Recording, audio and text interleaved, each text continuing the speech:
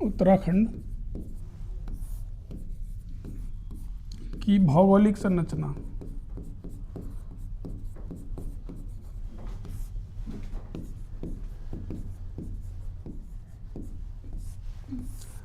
अब देखिए उत्तराखंड जो है ये तो आपको पता है कि हिमालय राज्य है पूरे तरीके से, ठीक है। अब इसमें क्या होता है कि अगर हम इसके बारे में बात करें, इसका विस्तार, तो एक तो इस तरीके से हमको याद रखना है कि पूर्व से पश्चिम क्या विस्तार है इसका, और पश्चिम से उत्तर से दक्षिण का विस्तार क्या है, ठीक है।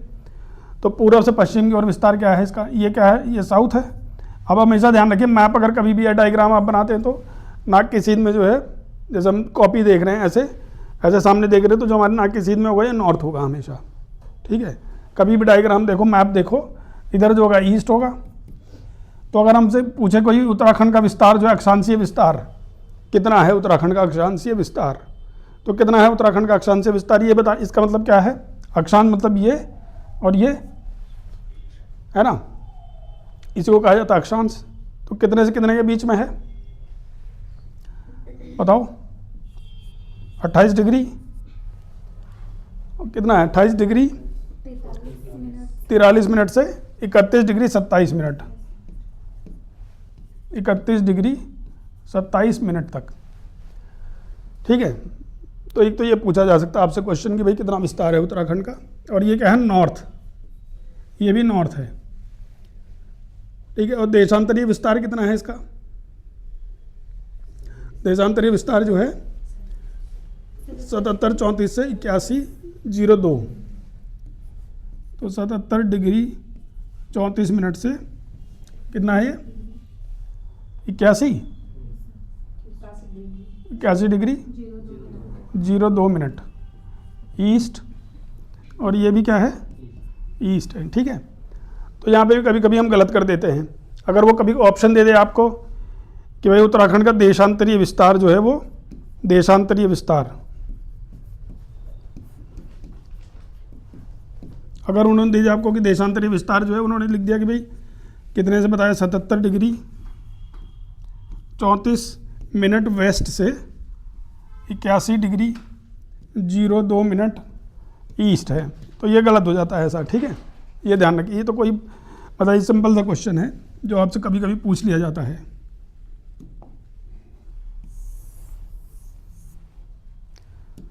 ठीक है, अब आगे हम बढ़ते हैं।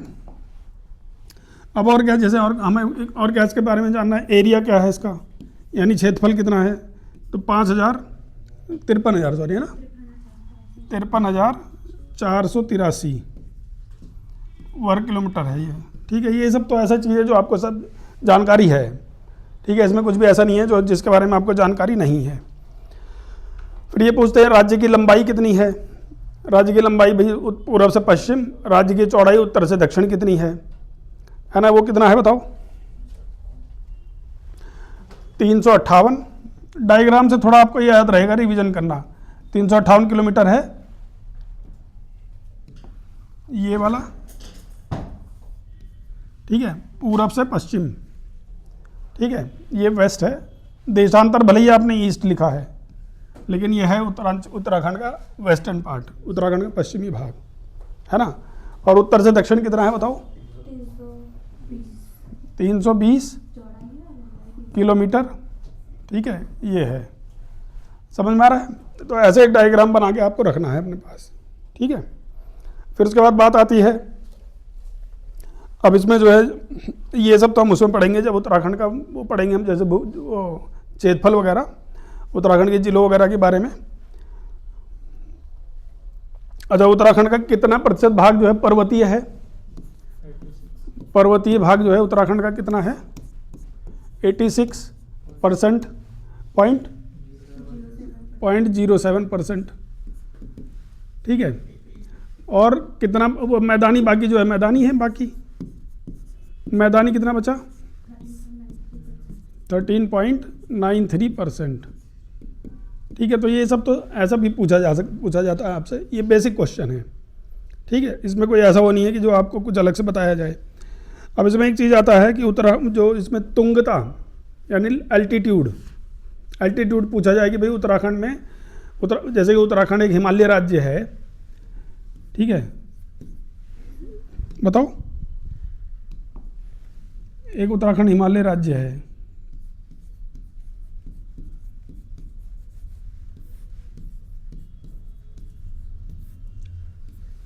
ना। उत्तराखंड हिमालय, कुछ कह रहे हैं क्या, बताइए। तो वो ठीक है, उसके लिए चिंता मत करो आप, ठीक है। अक्षांश यही तो है, ये अक्षांश हो गया ये, और ये देशांतर हो गया, ऐसे ही तो है ना। आगे बढ़ते हैं अब हम। तो उत्तराखंड का जो, अब हम जैसे हिमालय राज्य है तो हिमालय में ही बसा हुआ है, तो हिमालय के हिसाब से इसकी तुंगता पूछी जाती है आपसे कि भाई, अगर पूछा जाए कि भाई तुंगता यानी कि हाइट पे, जैसे अब कुछ ज़िले हमारे यहाँ पर हैं उत्तराखंड के, कुछ ज़िले जो हैं यहाँ पर हैं, कुछ ज़िले यहाँ पर हैं, इस तरीके से पूछा जाता है। आप कहते हो उत्तराखंड का सर्वाधिक भाग कितनी तुंगता के बीच में, कितने एल्टीट्यूड के बीच में है, तो 1000 से 2000 के बीच में जो है, 1000 से 2000 मीटर के बीच उत्तराखंड का जो है सबसे ज़्यादा एल्टीट्यूड वाला एरिया है, ठीक है। मतलब कि अगर पूछा जाए कि भाई कितने एल्टीट्यूड पे उत्तराखंड का सबसे ज़्यादा भाग है, तो 1000 से 2000 मीटर के बीच में, ठीक है। और वो लगभग है 33%, यानी कि 1000 मीटर से 2000 मीटर की ऊंचाई तक ही उत्तराखंड का 33% भाग जो है, यानी कि एल्टीट्यूड है, ये एल्टीट्यूड, तुंगता भी कहा जाता है इसको हिंदी में, ठीक है। तुंगता विस्तार, एल्टीट्यूड, ठीक है, यानी तुंगता विस्तार आपसे पूछे तो आप बताएंगे कि भाई 33% जो है उत्तराखंड का भाग जो है उसमें है, कितनी ऊंचाई पे, 1000 से 2000 मीटर की ऊंचाई पे है, ठीक है। फिर आगे बढ़ते हैं अब हम।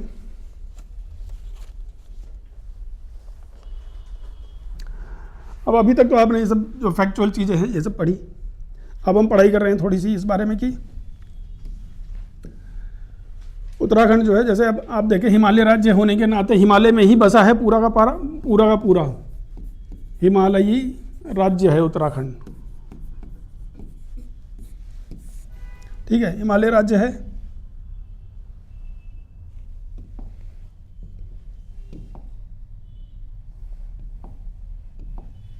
हिमालय राज्य है उत्तराखंड। तो यानी कि अब हिमालय जो है वो कैसा है, हिमालय के बारे में थोड़ी जानकारी लेनी पड़ेगी आपको। हिमालय जो है कितनी श्रृंखलाएं हैं, एक तरह से एक केवल ऐसा नहीं कि हिमालय एक पर्वत है। हिमालय जो है जैसे यहाँ पे कश्मीर से लेके ऐसे गया हुआ है यूं, ठीक है, ये हिमालय का एक तरह से विस्तार है, यानी कि ये कश्मीर है और यहाँ पर जो है अरुणाचल प्रदेश है, यहाँ पर हमारा नागालैंड वगैरह है, म्यांमार वगैरह तक पहुँचा है। तो कश्मीर, अब लद्दाख है वैसे तो, ये लद्दाख समझ, चलिए लद्दाख ही लिखते हैं हम इसको, ठीक है, लद्दाख। तो लद्दाख का यह हिस्सा है और ये अरुणाचल प्रदेश, और ये तो यहाँ पर कहीं उत्तराखंड होगा, इधर हिमाचल प्रदेश है। अब ऐसा नहीं है कि केवल एक ही श्रृंखला है इसमें, यानी पर्वत श्रेणियाँ कई हैं, 4, जिन पे उत्तराखंड का विस्तार है। अब वो चारों कौन सी पर्वत श्रेणियाँ हैं, ठीक है। अब वो चारों पर्वत श्रेणियाँ कैसे बनाई जाएंगी, ऐसे यूँ, इनके बिल्कुल समानांतर ही हैं लगभग वो,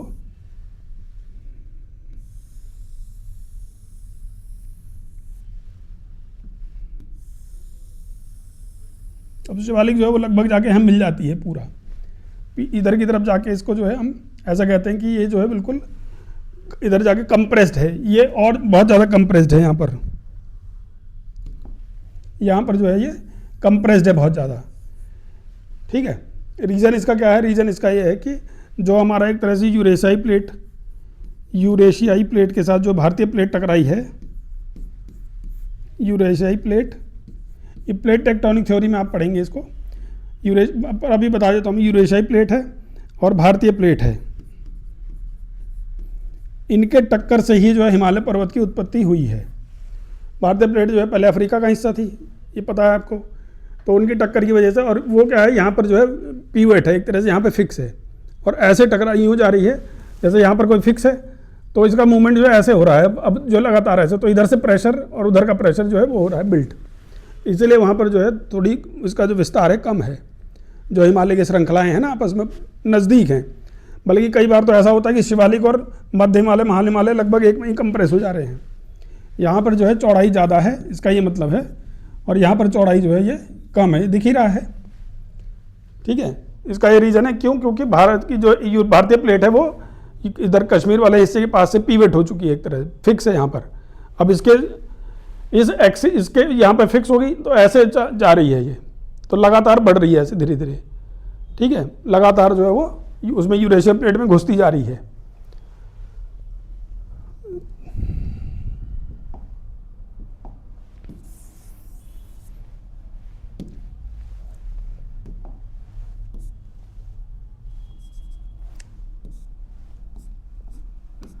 ठीक है, यहाँ तक कोई डाउट तो नहीं है किसी को?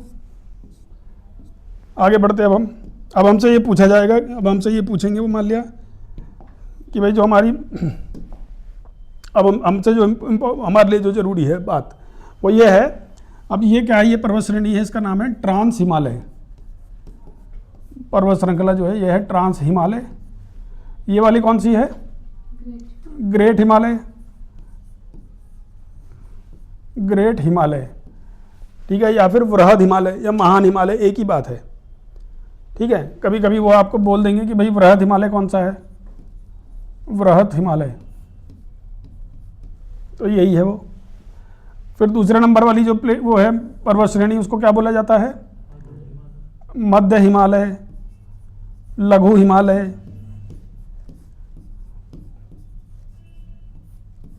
ठीक है, और इन दोनों में से किसी एक को हिमाद्री भी कहा जाता है। किसको कहा जाता है? इन दोनों में से कहा जाता है किसी एक को हिमाद्री। किसको कहा जाता है? ग्रेट हिमालय को, इसी को कहा जाता है हिमाद्री। कभी कभी उत्तराखंड में जो ऐसे आपसे पूछ लेते हैं डिफरेंट क्वेश्चन। ठीक है, कि किसे जो है हिमाद्री कहा जाता है, किसे जो है वृहद हिमालय कहा जाता है। एक ही है दोनों, लघु हिमालय है ये, मध्य हिमालय है। ठीक है, अब जो है अगला पॉइंट ये वाला क्या है? ये है शिवालिक। ये सब आपको पता ही है, शिवालिक हिमालय है, या फिर इसे क्या कहा जाता है? एक और नाम है इसका, बाह्य हिमालय, आउटर हिमालय, आउटर हिमालय। तो अब ध्यान रखिए, शिवालिक को आउटर हिमालय कहा जा रहा है। हम तो आप जनरली क्या सोचोगे, ट्रांस हिमालय को आउटर हिमालय क्यों नहीं कहते, है ना ऐसा, लेकिन कहते नहीं है, आउटर हिमालय यही है शिवालिक। अगर कभी पेपर में एक दो बार पूछा भी गया है कि भाई आउटर हिमालय या बाह्य हिमालय किसे कहा जाता है? शिवालिक को, है ना। और इनर हिमालय किसे कहा जाता है? आंतरिक हिमालय। इनमें से एक आंतरिक हिमालय भी है। कौन सा है आंतरिक हिमालय? ये वाला है ग्रेट हिमालय को आंतरिक हिमालय कहते हैं। ठीक है,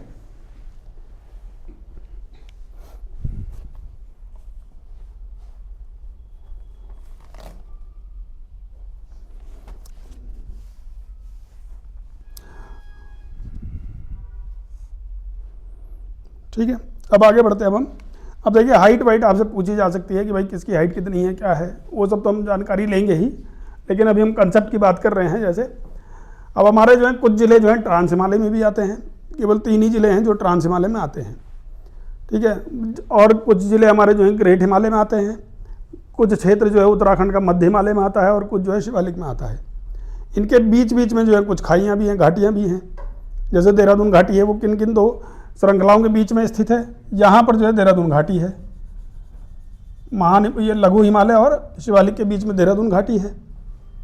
ठीक है, कई तरह की घाटियाँ भी पढ़नी हमको, नीलांग घाटी कहाँ पर है, व्यास घाटी कहाँ पर है, ये सब घाटियाँ हमको पढ़नी, दारमा घाटी कहाँ पर है, सोर घाटी कहाँ पर है, ये सब हम जानकारी लेंगे। ठीक है,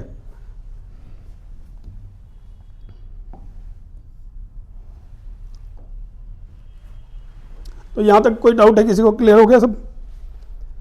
आगे बढ़ें इसके आगे।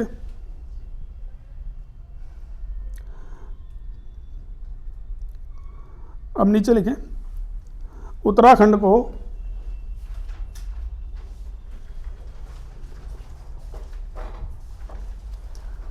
आठ भौगोलिक क्षेत्रों में बांटा जा सकता है। 8 भौगोलिक क्षेत्रों में।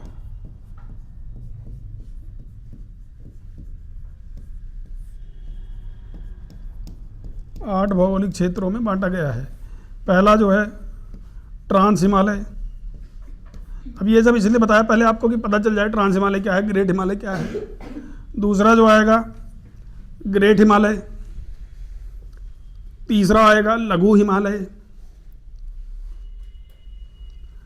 ठीक है, ट्रांस हिमालय, ग्रेट हिमालय, तीसरा आएगा लेसर हिमालय या लघु Himalaya.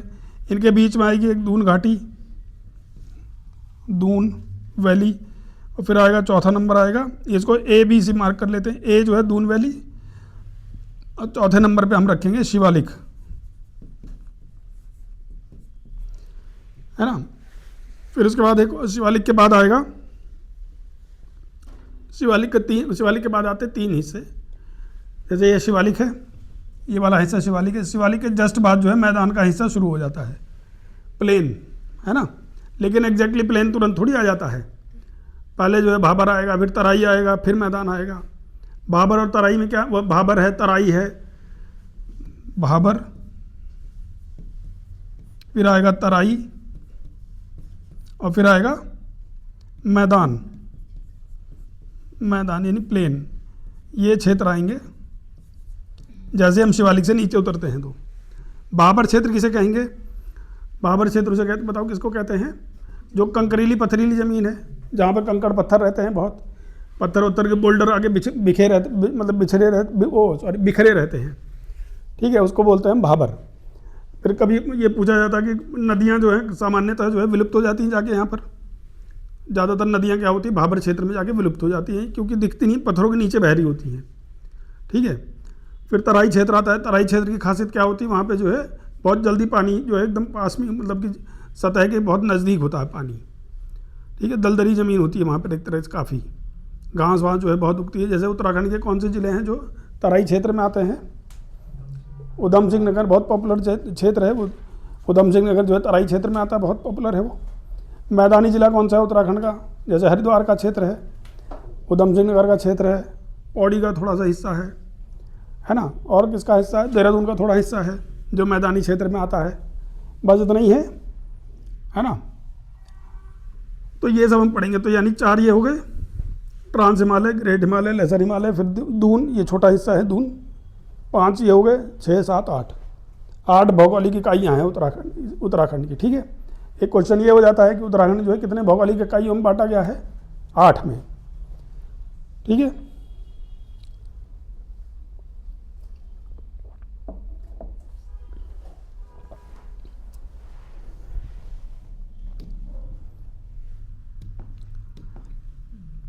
Trans Himalaya, great Himalaya, lesser Himalaya, Doon, Shivalik, Bhabar, Terai, मैदान, ये इसके नीचे ही हैं, ठीक है। शिवालिक के जस्ट बाद है तराई, भाबर, तराई और मैदान, ठीक है। इसको लेके कोई कंफ्यूजन तो नहीं है? आगे बढ़े। अब हेडिंग डालें ट्रांस हिमालय।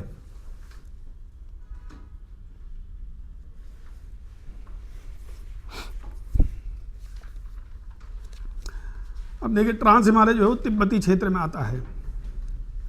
तिब्बत का जो हिमालय, तिब्बत जो है वो ट्रांस हिमालय में आता है खास तौर से, ठीक है। कैलाश पर्वत है वो ट्रांस हिमालय में आता है। और जो गंगा कह रहा हूँ, सतलुज का जो निकलने का स्थान है, सिंधु का उद्गम स्थल है, ब्रह्मपुत्र का उद्गम स्थल है, वो सब क्या है? ट्रांस हिमालय में आते हैं। हमारे लिए भी महत्वपूर्ण नदियाँ हैं ये, अभी मैं लिखाऊंगा, ये सब लिखें। उत्तराखंड के उत्तरी पूर्वी भाग में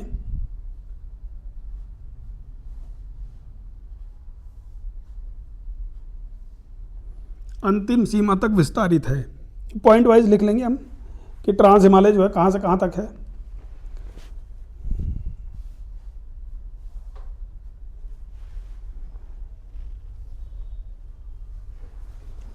ठीक है, अगला पॉइंट लिखें।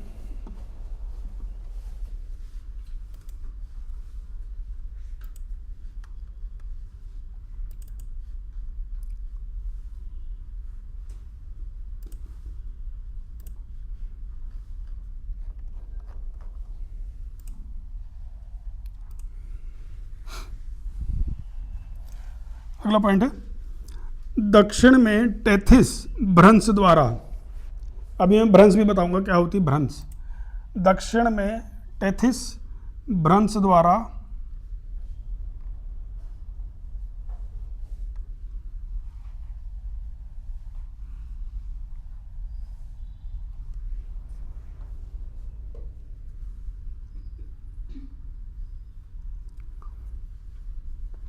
यह बृहद हिमालय से पृथक होता है।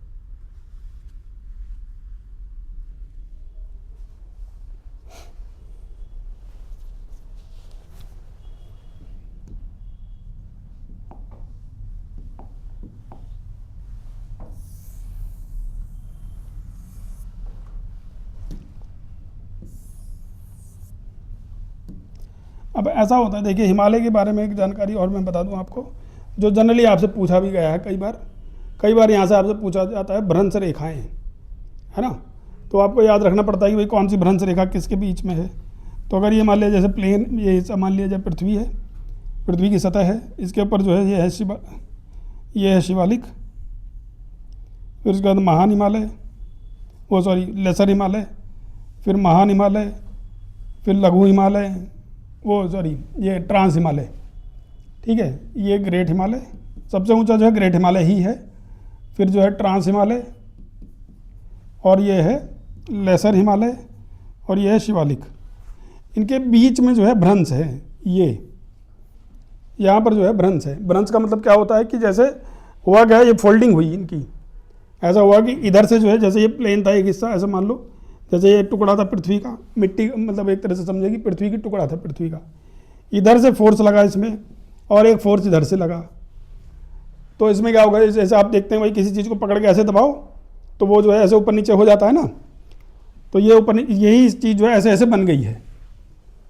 तो यहाँ से कमज़ोर हो गई, जैसे आप टीन के टुकड़े को ऐसे दबाओ 2-3 बार, वो कई जगह से टूट भी जाता है, कई जगह से जो है वो साबुत रहता है। तो अगर ये टिन का टुकड़ा होता तो टूटने के चांसेस कहाँ होते हैं उसके ज़्यादा, ये वाला हिस्सा, ये और ये जहाँ वो मुड़ा है, ऐसे ही तो होता। तो ऐसा ही हुआ, कुछ जगह पे जो है ज़मीन उठ गई, कुछ जगह जो है ज़मीन धंस गई।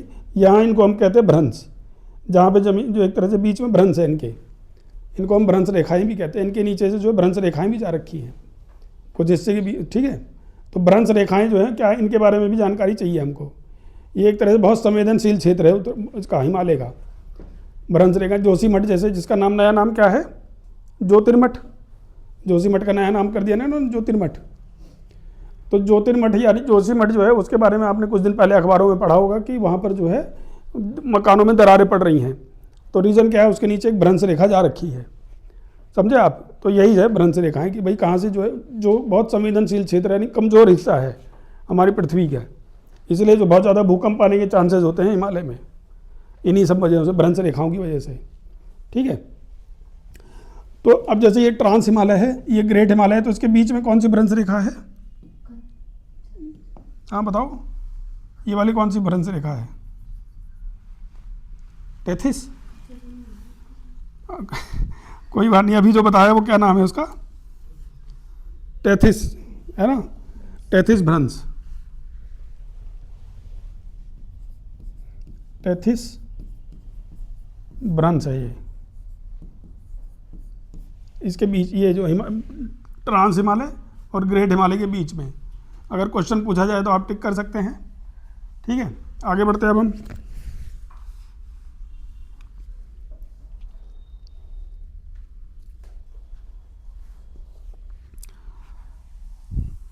उत्तराखंड के मात्र, लेकिन आगे अगला पॉइंट है, उत्तराखंड के मात्र उत्तरकाशी, चमोली तथा पिथौरागढ़ जिले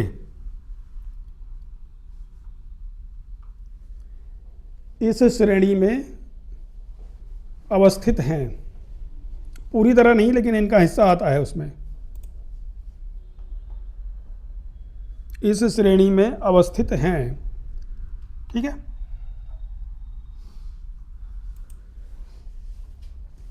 अब आगे बढ़ते हैं। अब हम इस क्षेत्र को जैक्सर श्रेणी भी कहा जाता है, जैक्सर श्रेणी, जास्कर नहीं जैक्सर, ठीक है। जैक्सर, जैक्सर, ठीक है। जास्कर तो लद्दाख में पहुंच जा रहा है वो, ठीक है। जैस्कर श्रेणी भी कहा जाता है।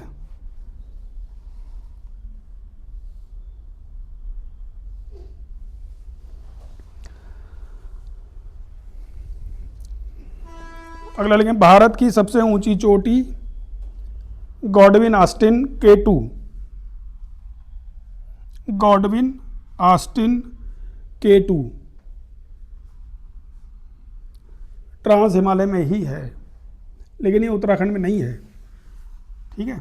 ये जम्मू कश्मीर में, लद्दाख में है। Godwin Austen K2, Godwin Austen K2, Godwin पूरा एक ही नाम है, ऑस्टिन K2।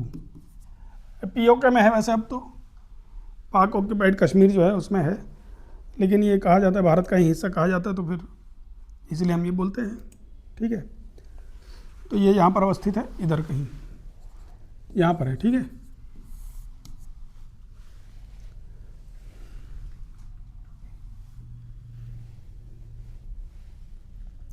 अब अगला जो है पॉइंट है जो आपसे पूछे जाएंगे। अच्छा, उत्तराखंड के कितने ज़िले हैं इसमें अवस्थित, जो मतलब कहते हैं कि भाई हम ट्रांस हिमालय में उत्तराखंड के कौन कौन से ज़िले आते हैं? 3 ज़िले, ठीक है, वो लिख लिया आपने। आगे बढ़ें।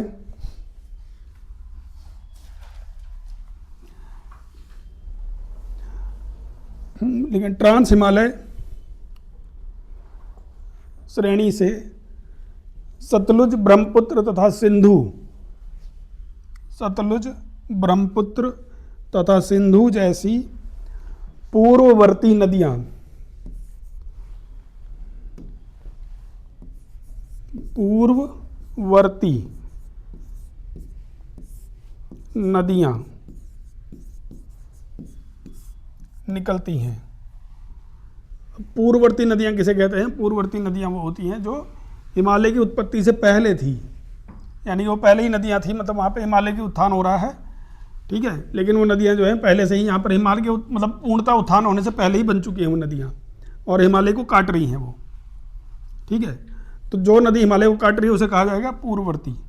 जिस श्रेणी को काट रही है उस श्रेणी की पूर्ववर्ती नदी है वो। अब जैसे कोई नदी यहाँ से निकल रही है, एक नदी यहाँ से निकली, उसने जो है ट्रांस हिमालय को काटा, अब वो ट्रांस हिमालय के लिए पूर्ववर्ती नदी हो गई, ठीक है। उसने वृहद हिमालय को काटा, अब वो वृहद हिमालय के लिए पूर्ववर्ती नदी हो गई। समझ में आ रहा पॉइंट? उसने मध्य हिमालय को नहीं काटा, अपना इधर से निकल गई ऐसे, तो मध्य हिमालय के लिए पूर्ववर्ती नदी नहीं हुई, अनुवर्ती नदी हुई। समझे आप? ये हम इस पॉइंट का मतलब ये है। अब गंगा नदी जो है, अब ऐसे बताओ इस कंसेप्ट से, गंगा नदी किस किस की जो है पूर्ववर्ती नदी है, किस किस श्रेणी के लिए? गंगा नदी तीनों को ही काट रही है भाई, तीनों को काट के मैदान में चली जा रही है, तो गंगा नदी और तीनों को ही काट रही है, लेकिन चौथे को नहीं काट रही, ट्रांस को नहीं काट रही है, क्योंकि गंगा नदी तो महान हिमालय से निकल रही है ना। तो गंगा नदी जब महान हिमालय से निकल रही है, यहाँ से कहीं से निकल रही है, मान लिया ये तो चलो हिमाचल प्रदेश हो गया, यहाँ से निकल रही गंगा नदी, तो जब यहाँ से निकल रही है तो यानी कि ये मध्य लघु हिमालय और इनके लिए जो है पूर्ववर्ती नदी हुई, ठीक है, लघु हिमालय और शिवालिक के लिए, और महान हिमालय को भी काट रही तो महान हिमालय के लिए भी पूर्ववर्ती नदी हुई। ऐसा होता है। समझ में आया पॉइंट क्या है, कंसेप्ट? तो ऐसा भी पूछा जा सकता है क्वेश्चन आपसे।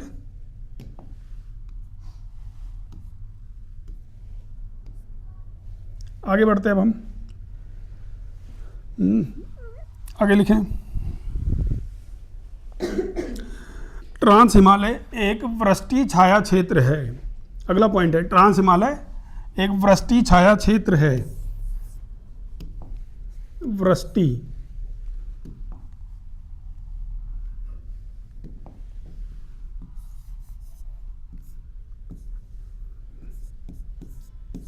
वृष्टि छाया क्षेत्र है। वृष्टि छाया क्षेत्र का मतलब क्या हुआ? जहाँ पर बारिश नहीं हो रही है, समझे आप? जहाँ पर जो है रेन नहीं जा रही है। रीजन क्या है? मानसून इधर से आएगा, यहाँ से आया मानसून और यहाँ से जो है टकराव करा के महान हिमालय तक जो है टकराया और बारिश वारिश करके वापस चला गया।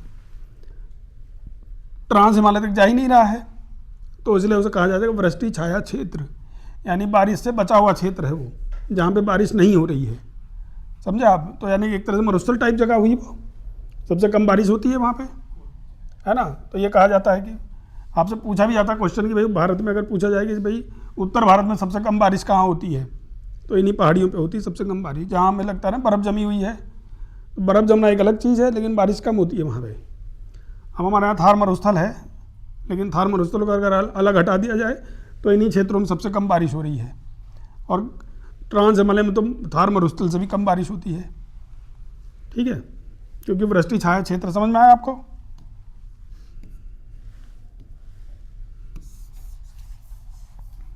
आगे बढ़ते हैं अब हम।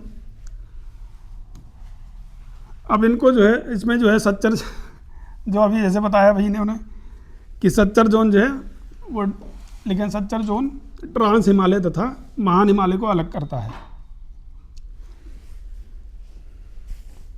सच्चर जोन भी कहते हैं उसको, सच्चर, जैसे खच्चर लिखते हैं ऐसे सच्चर, ठीक है। सच्चर जोन वो इनको ट्रांस हिमालय को महान हिमालय को अलग करता है। वही जैसे ये है टेथिस भ्रंश या फिर सच्चर जोन।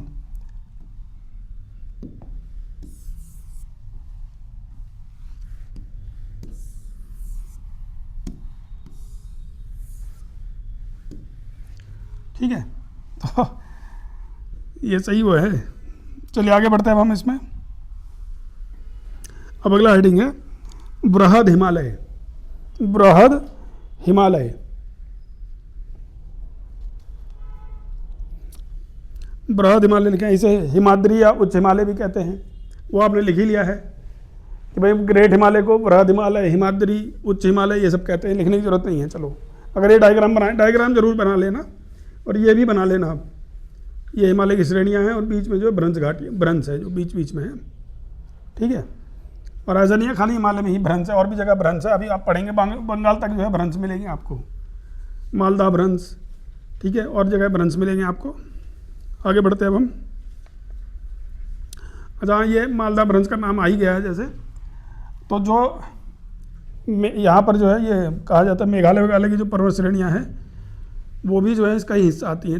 मतलब वो, चलो वो मैं बताऊँगा बाद में फिर कि किसका है। आगे बढ़ते हैं, पहले हम इसी को पढ़ते हैं। लिखें इसमें बृहद हिमालय, इसमें लिखें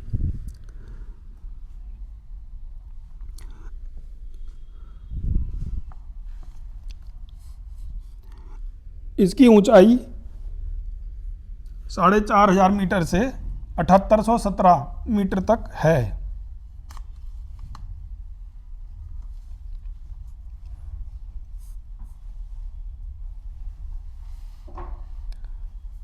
ठीक है, अब इनके बीच, अब यहाँ पर क्या है, महान हिमालय और लघु हिमालय के बीच है सेंट्रल थ्रस्ट। यहाँ पर जो है जो भ्रंश रेखा है उसको बोला जाता है MCT, मेन सेंट्रल थ्रस्ट, ठीक है। जो भ्रंश रेखा है MCT, मेन सेंट्रल थ्रस्ट, ठीक है, मेन सेंट्रल थ्रस्ट यानी मुख्य केंद्रीय भ्रंश, मुख्य केंद्रीय भ्रंश रेखा है जो कि ग्रेट हिमालय और लघु हिमालय को अलग करती है। ये भी लिख लो, मेन सेंट्रल थ्रस्ट लघु हिमालय और बृहद हिमालय को अलग करती है।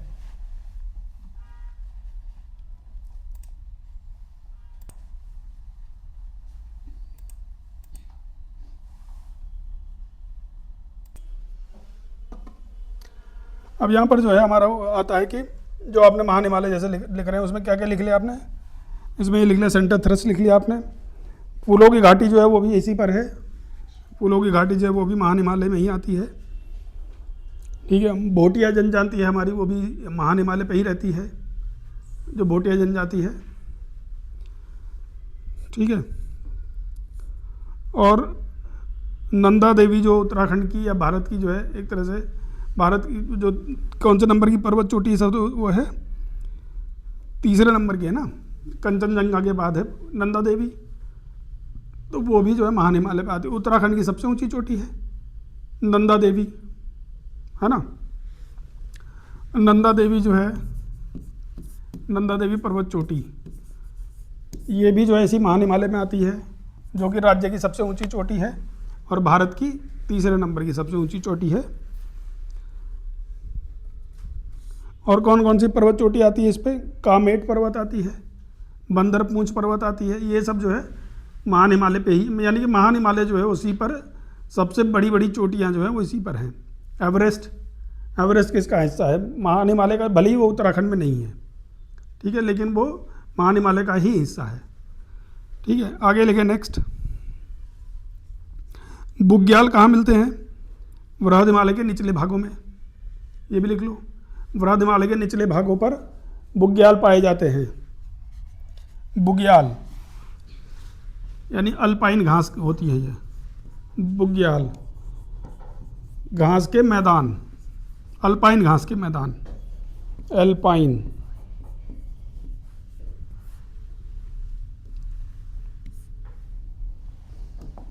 एल्पाइन घास के मैदान। और क्या वो है इसके बारे में? बुग्याल के बारे में आपने पढ़ा। बुग्याल दिवस कब मनाया जाता है? 2 सितंबर, है ना। बुग्याल दिवस ये भी पढ़ा आपने, ठीक है। पहली बार मनाया गया इस बार ये 2024 से, ठीक है।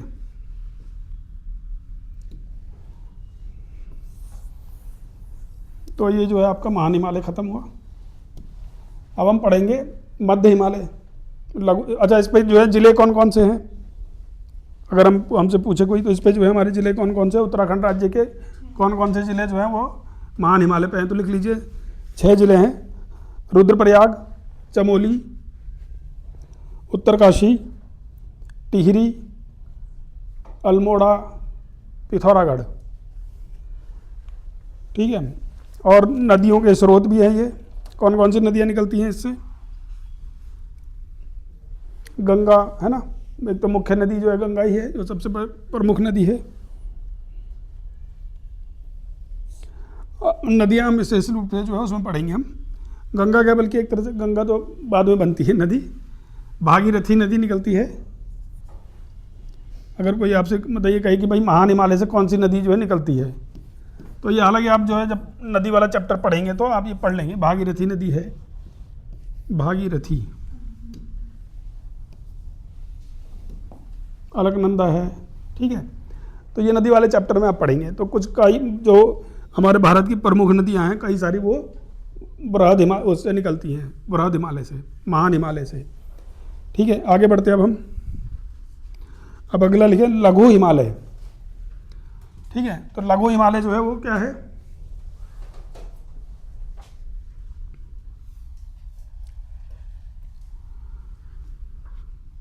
अब आएगा लघु हिमालय, ये लेसर हिमालय,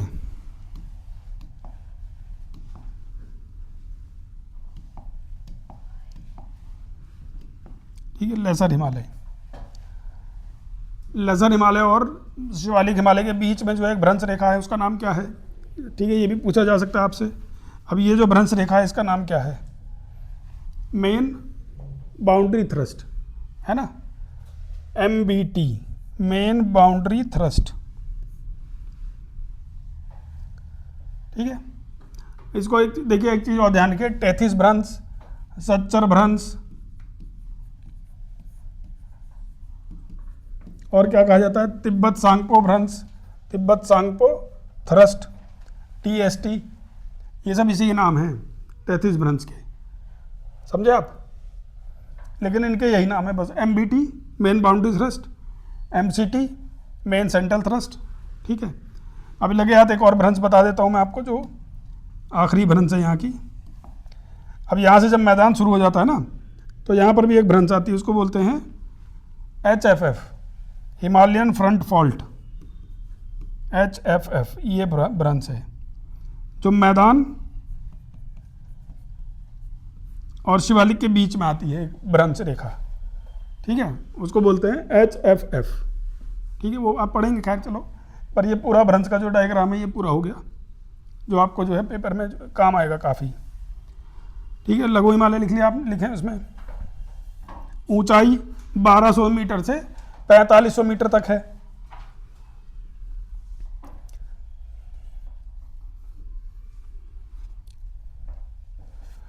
ठीक है, अब इसमें जो है मुख्य हमारे जो कई जो है वो पर्यटक स्थल जो है कई सारे इसमें आते हैं। मसूरी, नागटिब्बा, लाल टिब्बा, नैनीताल, ये सब जो है इसी श्रेणी में आते हैं। ठीक है, रानीखेत। ठीक है, अब एक इम्पॉर्टेंट बात क्या है कि मध्य हिमालय में जो है जीवाश्मों का अभाव पाया जाता है, क्योंकि मध्य हिमालय की जो चट्टानें हैं वो कायांतरित चट्टानें हैं। कायांतरित चट्टानें हैं मध्य हिमालय की। ये वाला मध्य हिमालय जो है हमारा ये, ठीक है, इसकी चट्टानें जो हैं कायांतरित हैं, इसीलिए इसमें जो है जीवाश्म का अभाव पाया जाता है।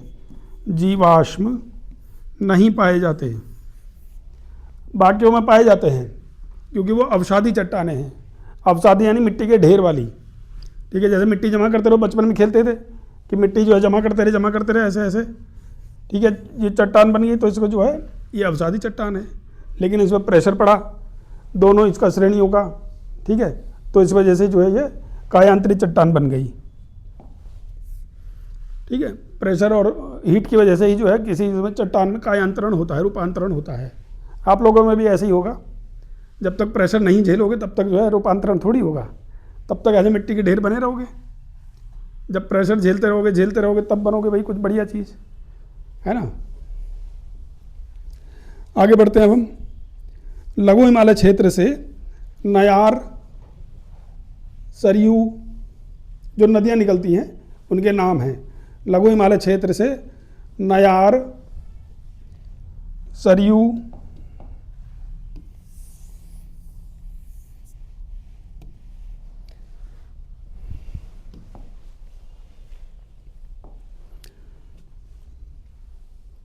पश्चिमी रामगंगा, लधिया आदि नदियाँ निकलती हैं। लधिया आदि नदियाँ निकलती हैं।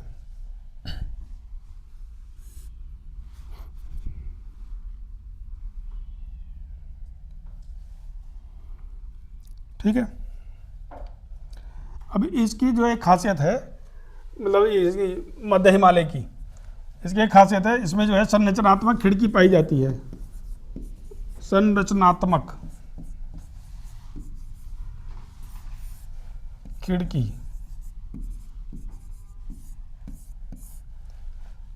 ठीक है, वो हम कल पढ़ेंगे क्या होती है वो। ठीक है, तो आज का एपिसोड जो हम यहीं ख़त्म करते हैं। कल पढ़ते हैं कि संरचनात्मक खिड़की जो है वो क्या होती है, जो कि खासियत है मध्य हिमालय की यानी लघु हिमालय की। ठीक है।